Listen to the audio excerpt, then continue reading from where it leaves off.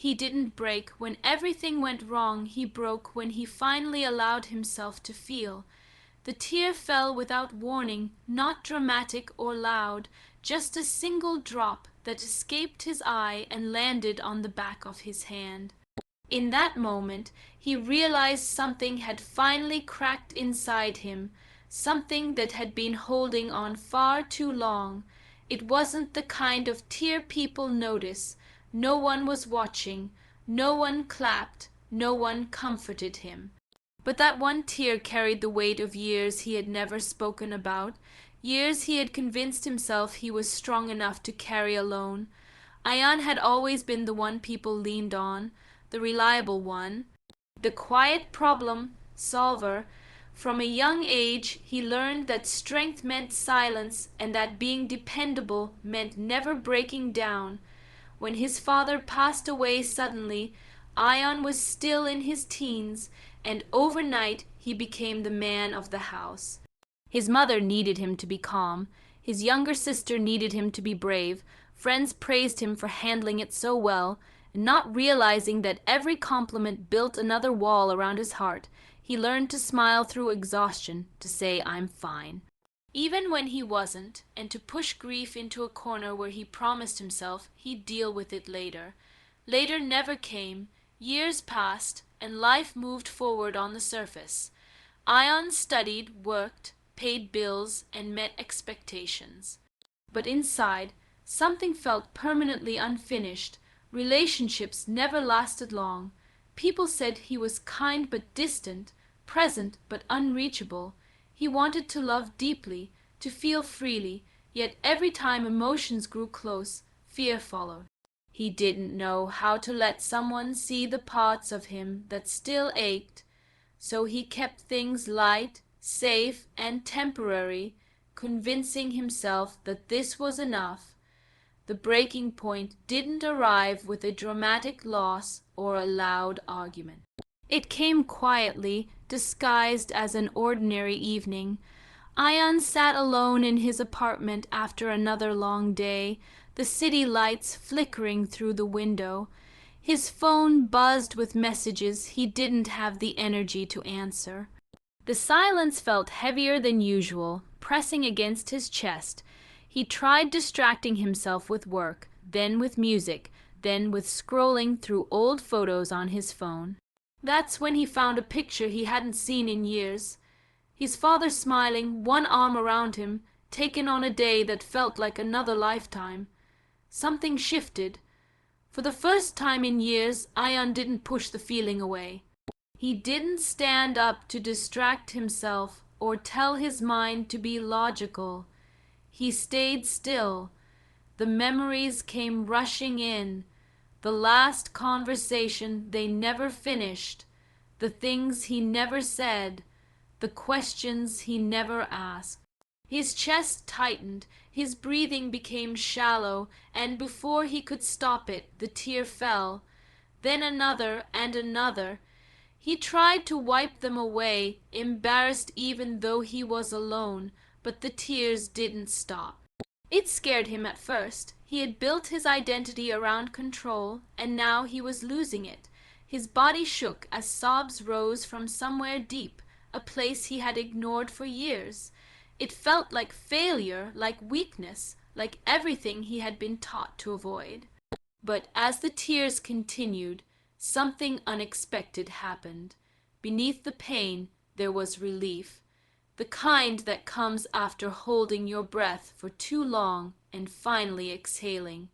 That night, Ian cried until exhaustion took over. When he woke the next morning, his eyes were swollen, his head heavy, but his chest felt lighter. The world hadn't changed, yet something inside him had. For the first time, he acknowledged a truth he had been avoiding. He wasn't broken because he felt pain. He was hurting because he hadn't allowed himself to feel it. The days that followed were uncomfortable. Emotions surfaced at unexpected moments, on the bus, at work, during conversations that suddenly felt more meaningful. He found himself remembering things he had buried, moments of joy mixed with loss. It was messy and confusing, but it was real. He realized that healing wasn't a straight line or a quick fix. It was a process that required honesty, patience, and courage. One evening, he met his childhood friend Sarah for coffee. They hadn't talked deeply in years, their conversations limited to updates and polite laughter. That day, something felt different. When she asked how he was doing, Ion paused. The familiar "I'm fine" sat on his tongue, ready to be spoken. But instead he said, honestly, "I've been carrying a lot for a long time." The words felt strange, vulnerable, but freeing. Sarah listened without interrupting. No advice, no judgment, just presence. As he spoke, Ion felt the same tightness in his chest, but this time it didn't overwhelm him. Sharing didn't make the pain worse, it made it manageable. He realized that strength wasn't about carrying everything alone. It was about knowing when to let others help hold the weight. Challenges didn't disappear after that. Some days were still heavy. There were moments when old habits pulled him back, when he wanted to shut down and retreat into silence. But now he noticed those moments. He named them. He reminded himself that avoiding pain only delayed healing. He began journaling, writing letters he never planned to send, saying the things he had kept locked inside. Each word felt like another small release. Ion also learned to be patient with himself. Healing didn't mean forgetting the past or pretending it didn't hurt. It meant accepting that pain was part of his story, not the definition of it. He started allowing himself to feel joy without guilt, to laugh without fear that it would be taken away. Slowly, his relationships changed. He became more present, more open, more honest. People noticed. Not because he talked more, but because he felt more. One day, while visiting his mother, Ion found himself standing in his father's old room. The familiar smell, the quiet, the memories, it all came rushing back. His mother watched him carefully, unsure whether to speak. Ion took a deep breath and said, "I miss him." It was simple, but it was the first time he had said it out loud. His mother nodded, her eyes filling with tears of her own. In that shared silence, they both found comfort. That single tear from months ago had started something he never expected. It didn't erase his pain, but it taught him how to live with it without being crushed. He understood now that hearts don't heal by pretending they aren't broken. They heal by acknowledging the cracks and letting light in through them.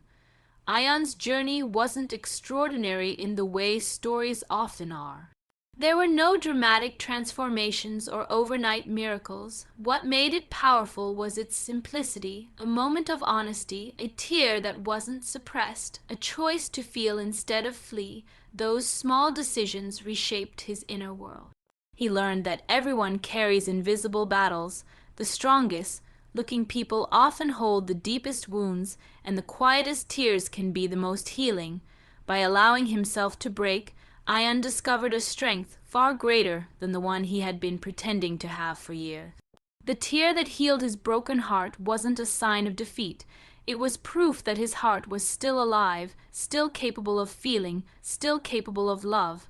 And in that realization, he found peace, not because the pain vanished, but because he no longer feared it.